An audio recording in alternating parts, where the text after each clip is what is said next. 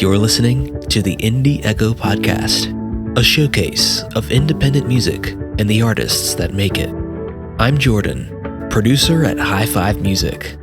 Singer-songwriter Arieliza has recently released her genre-jumping concept album, Binchy Heads, The College Years, and is available everywhere. I'll braid your hair whenever you wish. I'll try to teach you how to knit.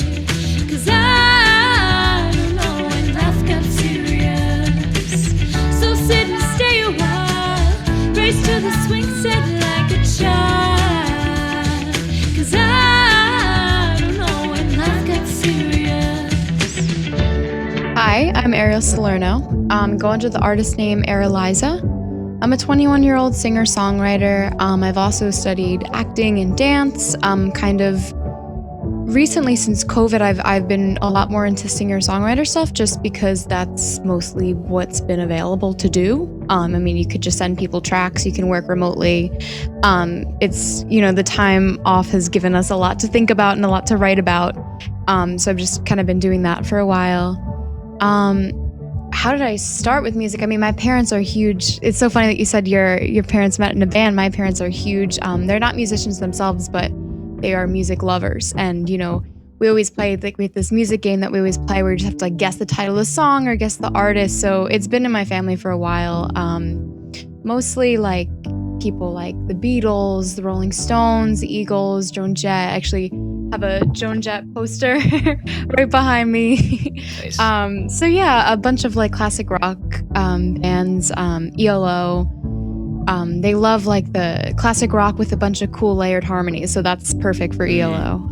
So yeah, I grew up with a lot of those influences. I was always singing and dancing around the house. Anywhere I could perform, I would be performing. I was always in the plays as a kid. And then I got really serious about it a few years ago, and here I am just kind of creating some stuff and trying to get out there as much as I can and perform. And so when did you start writing music? I've been writing music since I was like 12 years old. My first boyfriend actually asked me to write him a song because I always had been singing. He was like, "You have to write me a song," and I was like 12 years old. So I was like, "Sure, like here's a love song about you." So I actually still have it, but it's pretty good. I'm not gonna lie. It's like, it's funny for a 12-year-old, but yeah. Ever since then, I've been doing it intermittently and just as a hobby, and then I went to college and I studied songwriting and composition, and I took a bunch of classes on it. So my homework would literally be to write a song about this topic or this place or using these instruments. And it really helped me kind of convert that hobby and passion into something that I hope to do with the rest of my life. Do you find it harder to write about something when it's forced towards you as opposed to direct inspiration? Yeah, I don't see, it really depends on the day for me. Like I either write a song in 20 minutes, I could write a song about McDonald's in 20 minutes, like anything in 20 minutes, or I don't, or I'm such a writer's block person. And there's no like routine for me that gets me in the zone. It really just is whatever energy is around me. I don't even know how to describe it, but it's very weird. I do like sometimes the limitations. I do feel like they actually help me be more creative because it kind of like focuses what I'm, paying attention to and what I'm thinking about rather than just having the whole world as my oyster and, what do you pick from that? But sometimes I do like the freedom of just writing about whatever the heck I want to write about. I hope one day you show your face, marathon and race. This barista wants a taste of what could be if signs do lead to a two-way street with only you and me. Hey, with only you and me.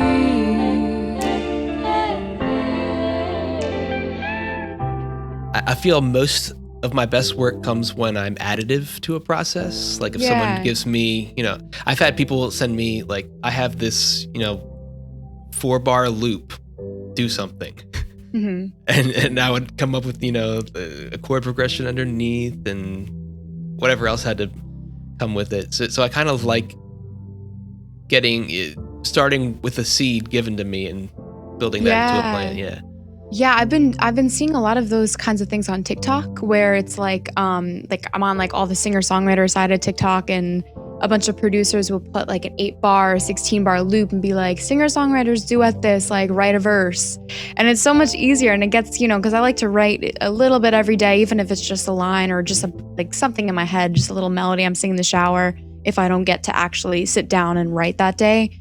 But just something to keep it, fresh and alive. But yeah, those things have been great because they give you the song and then you're just worried about the melody and the lyrics, which is kind of nice. Mm-hmm.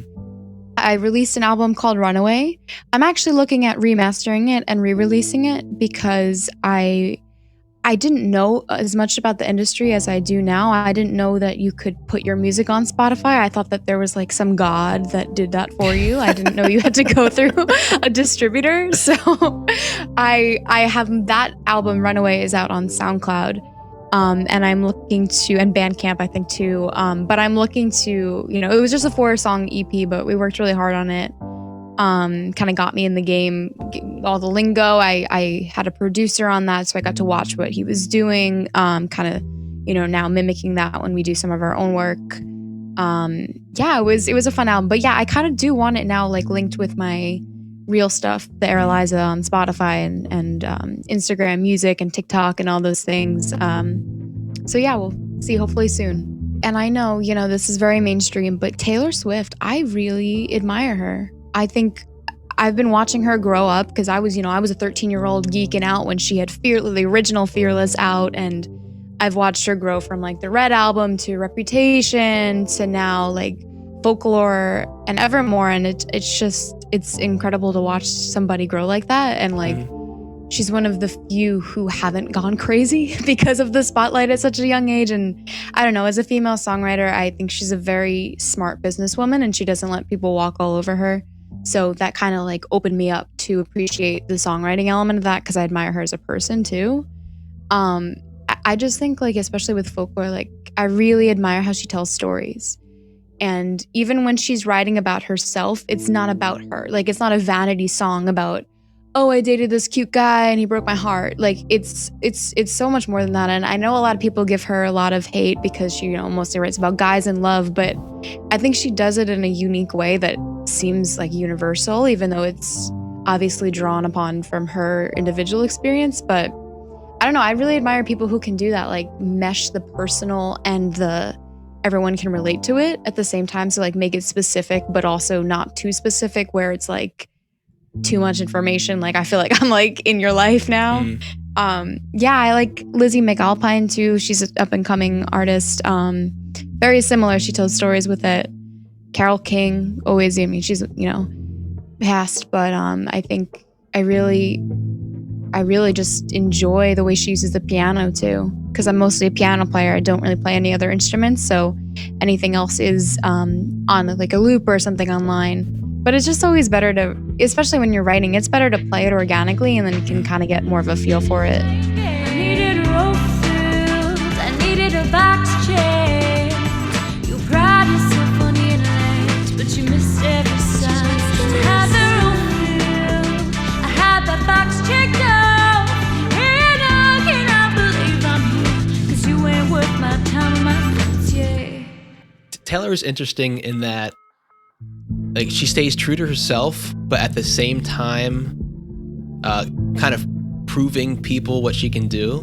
So like, oh yeah, where it's like, oh Taylor, she's a country artist. Oh yeah, well here's a pop album. Right. Yeah, she's done like some like hip hoppy like R&B. It's like she can do anything, and like, I think she really found her sound with Folklore. Like that to me is Taylor Swift.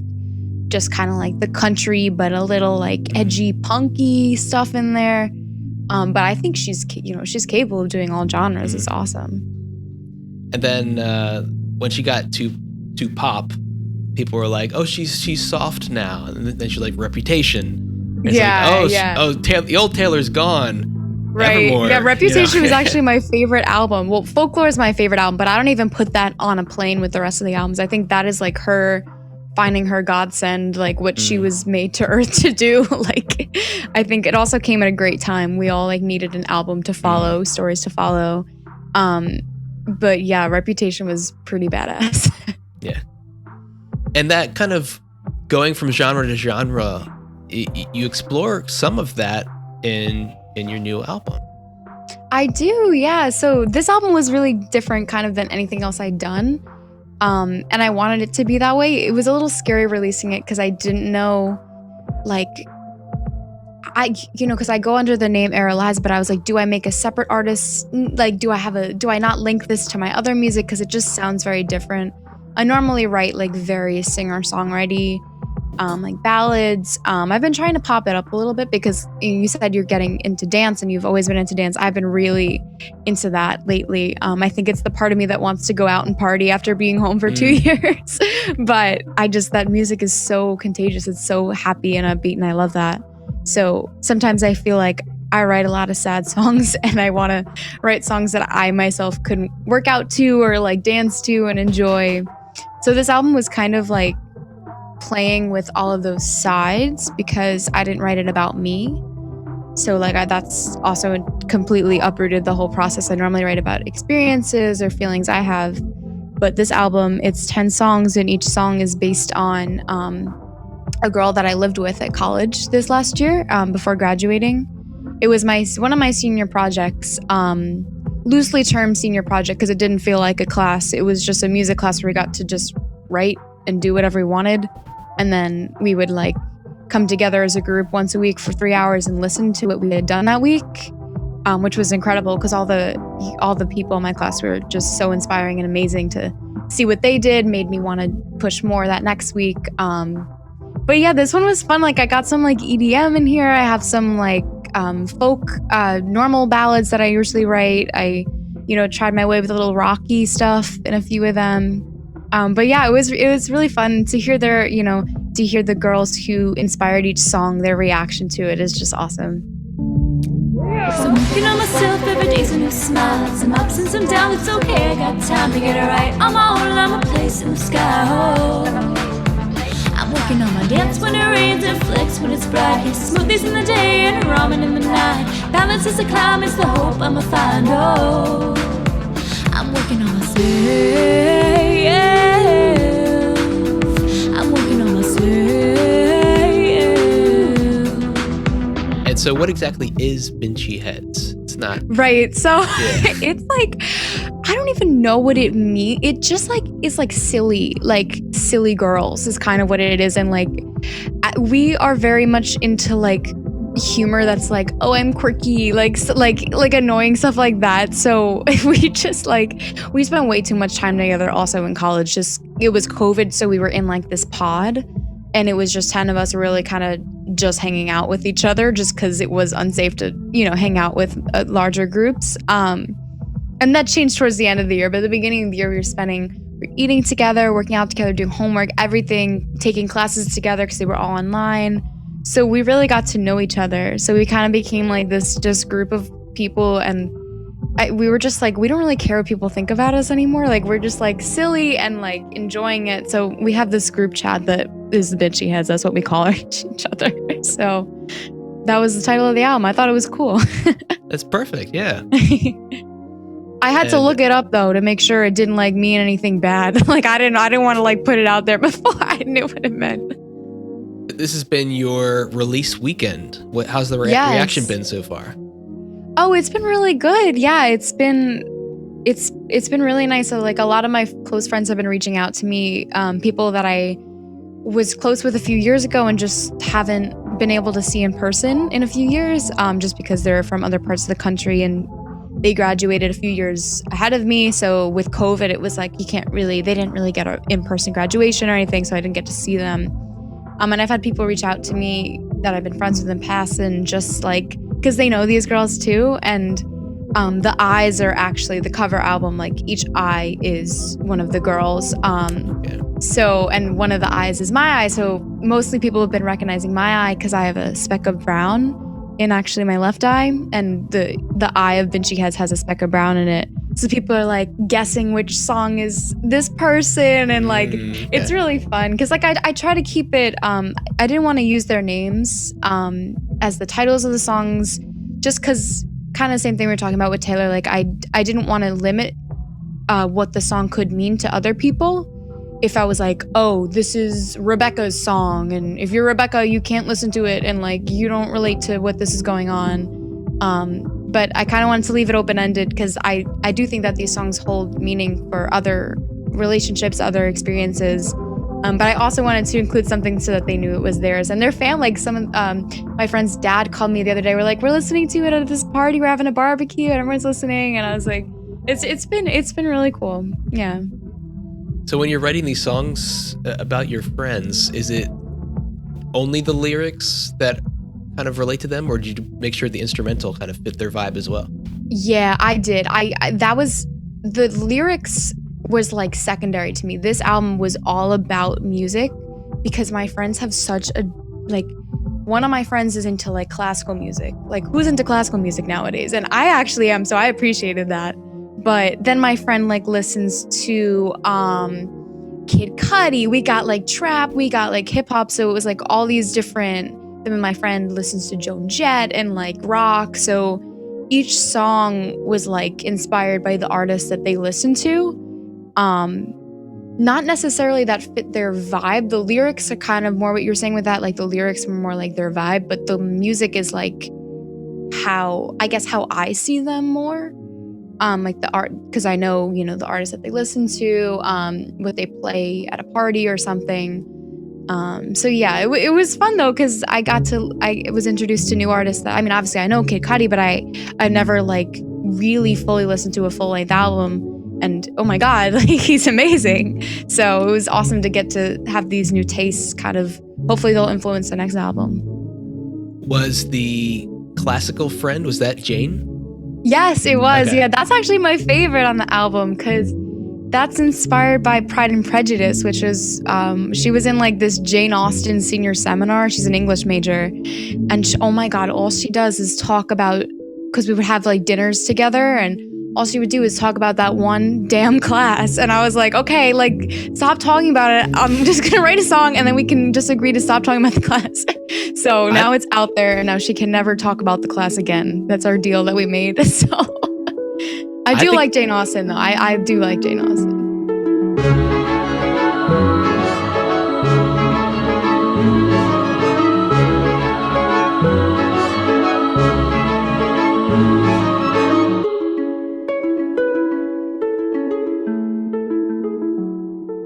I think that's my favorite as well. Oh yeah, it's different. It's cool. It doesn't very have different. lyrics. And I like that, people are afraid to put out instrumental tracks on a pop album. Yeah. It happens, but it's very rare. So I like that you weren't afraid to do that. It's pretty cool. Yeah, this honestly turned out to be one of my favorites. I like the harmonies in it. I've taken private vocal lessons for like 14 years and I study classically. I don't sing classically. I prefer to sing pop and like musical theater, but I still think the classical training is like what's kept my voice healthy, because pop sometimes, can get really throaty and like sometimes unhealthy, not supported. But balancing that with the classical. So then I sent it to my vocal teacher. She's like, finally, like, you're not hurting your voice. Good for you. The other songs, he's like, oh God, Ariel, stop. Yeah, I love the variety in it because a lot of people, they tend to stick, especially a lot of the recent pop albums I've heard. Right. It's like a lot of the same kind of R&B beats and trap beats you hear. But I definitely appreciate the albums that, song to song, it can go genre to genre, because you go like there's funk in the rock. Yeah. Oh, I love that one too. That one was fun. That's a fun one. She said, yes, lady. And I'm like, drop the courtesy. She said, you lady. Don't you stare, come hop with me. I said, okay then. Cause she counts the shots to see. She said, da da da da da da. Da da da da da da.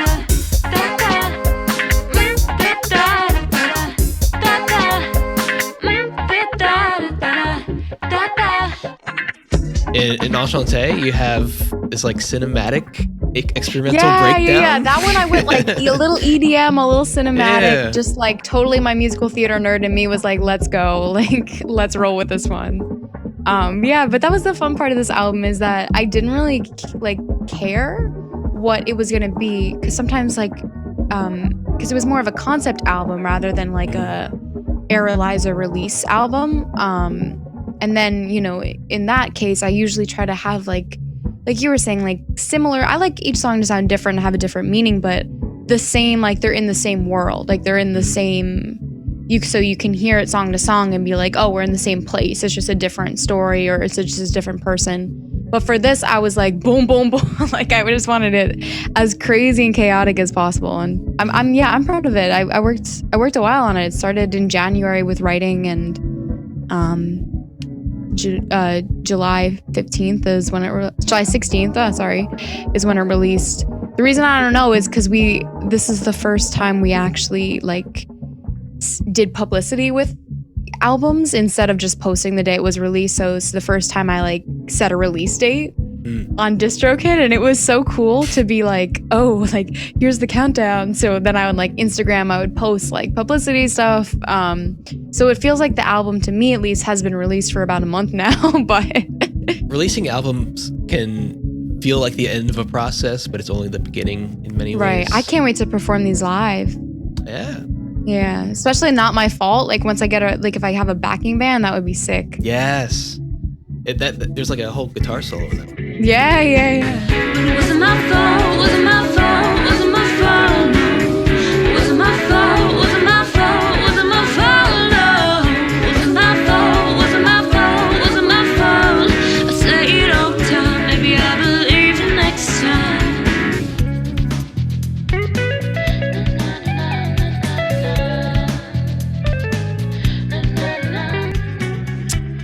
And I have a potential. I don't know if this was intentional. I have potentially a strange comparison here. The breakdown in TEA. Yeah.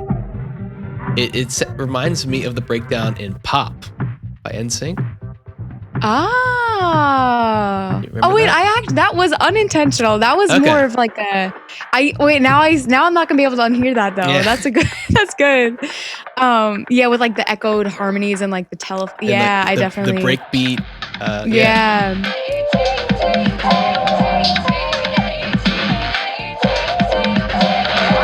Like Christmas morning. That's T-E-A, babe. You're staring at me, T-E-A, babe. As you should, that's T-E-A, babe. You're manifesting T-E-A, babe. As you should, that's T-E-A, babe. Yeah, I was going more for like Britney with that one. Okay. But I mean, NSYNC, they're the same time. Yeah, that's funny. That's really Yeah, cool. I love Britney Spears because I know you mentioned Britney before, that you grew up with that kind of music. Like her Blackout album is, I love it so much. It's just fun. It's just all like fun music, and you know, yeah, Britney's good. And even like Britney's good. production wise, she's always been like a trendsetter. Oh With yeah, the people she chooses. because she made auto-tune cool. Like she's not pretending to not sing with auto. I think because Billie Eilish, I think she's been getting a lot of heat because her last song, what's it called, NDA, I think, has a lot of auto-tune in it.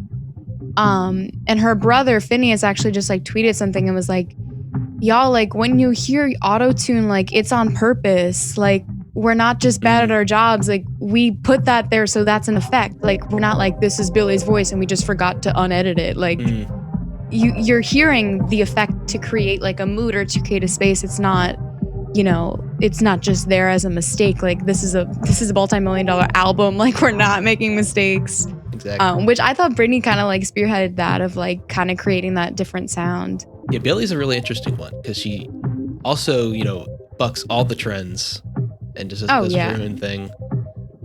And when you do that, it doesn't always work out. But for her, it definitely has. Yeah. Was there a song that had a big transition from conception to release? Yes.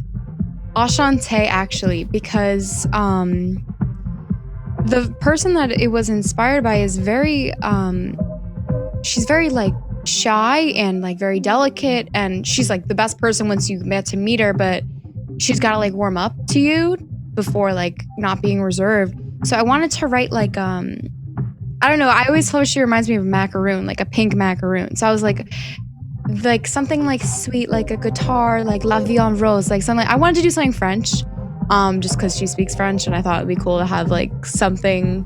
I don't speak French at all. I thought it would be a challenge, and it was. I had to like ask her every time I sang the chorus to like repronounce that word for me because I couldn't get it.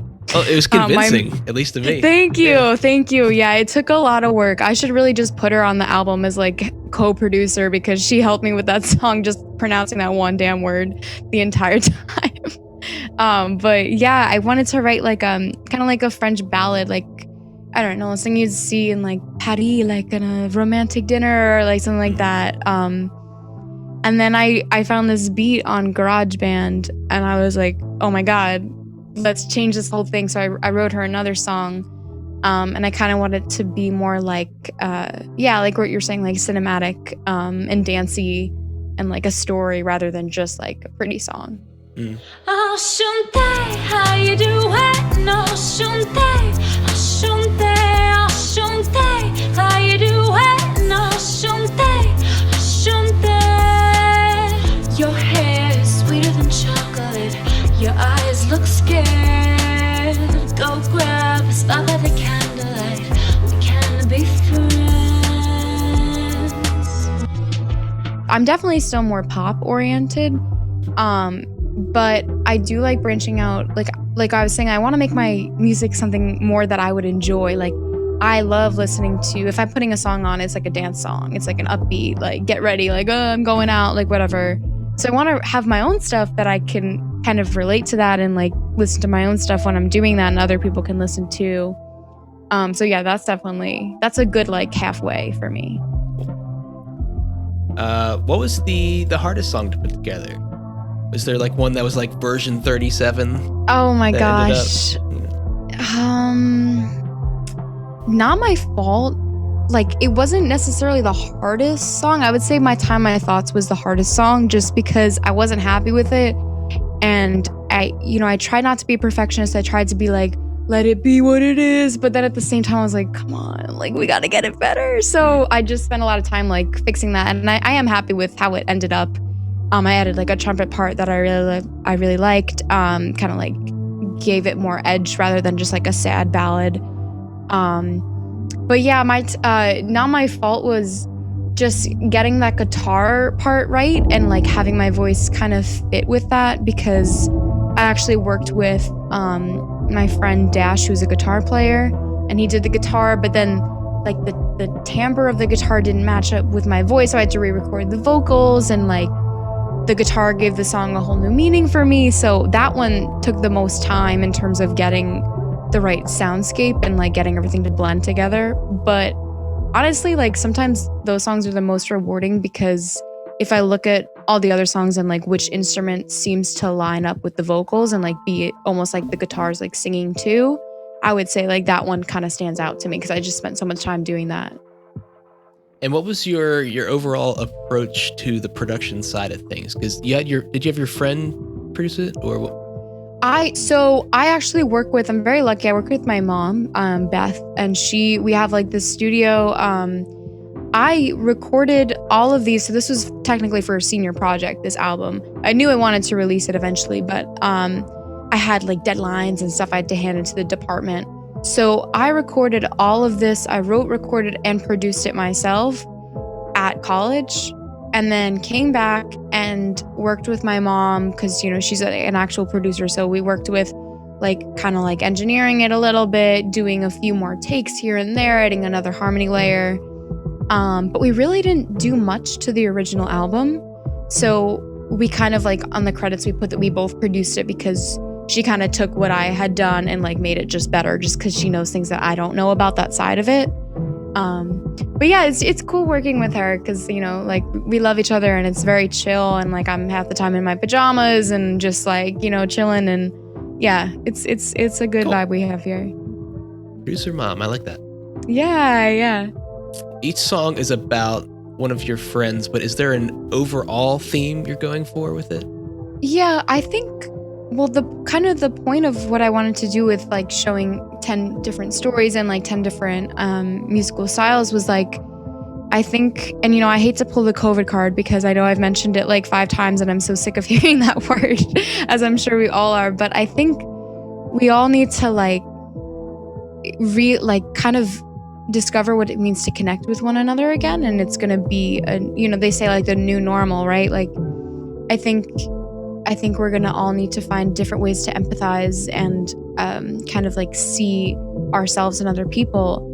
And for me as a songwriter, like that's what this album was. It was literally me like transporting myself into other people and other experiences. And it's not really that deep. It's also just fun music about my friends. But sometimes it's all that's necessary. Yeah. Yeah.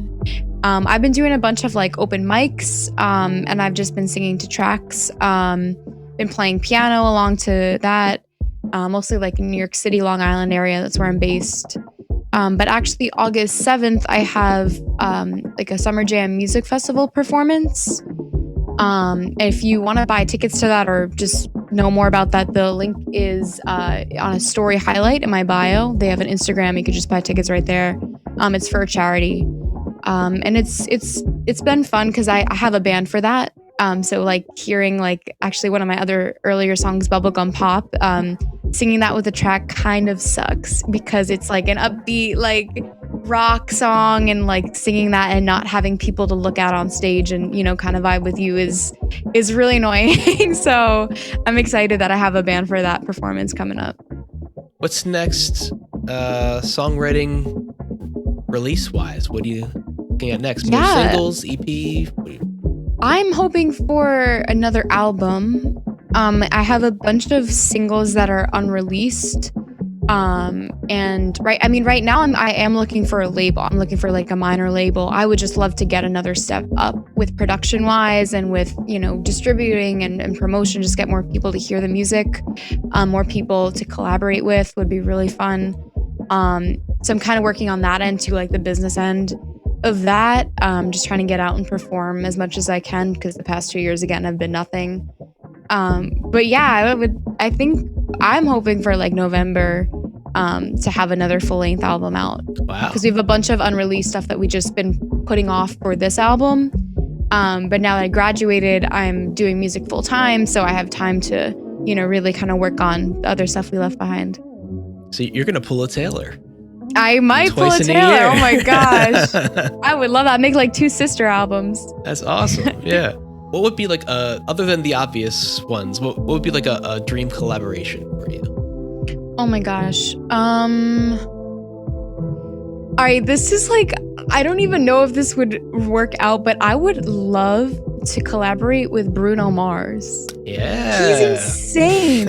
His voice is like butter, and he also writes for so many other singer-songwriters that like you don't even know that like Bruno Mars wrote that song that like Rihanna's singing or like whatever, but I think he's so talented and like I've seen like, I'm like a nerd, so I've watched like interviews with him, but like it's not even like talk show interviews. It's like him in his basement, like self-taping like from early like 2012 when he wasn't that big. And he's just like such a cool energy to be around. Granted, I don't really know him, so I don't know what he's really like, but he seems really fun. And his latest song is just crazy. Leave the Door Open. Mm-hmm. Oh my gosh, I listen to that when I'm driving. I'm like, whoa, like gotta pay attention to the road. It's just so smooth. It's so smooth, yeah. I recently watched the Ed Sheeran documentary. Did you watch that? Oh no, I didn't. Where is that on Netflix or something? It's on Apple Plus. Okay. Plus. I didn't even know it existed until like a few weeks ago. I was like, oh, it was like from 2018 for his previous album. Yeah. And so it's less a documentary in the sense of like, and then Ed went to this place and did this. It's no narration. It's just like him in his album making process. And it's really interesting because he goes to all these different countries and works with all these different people and goes to the label executives. And there's minimal, like, there's clips from his concerts and things, but it's more so just like, here's how the album came together. And I definitely recommend it.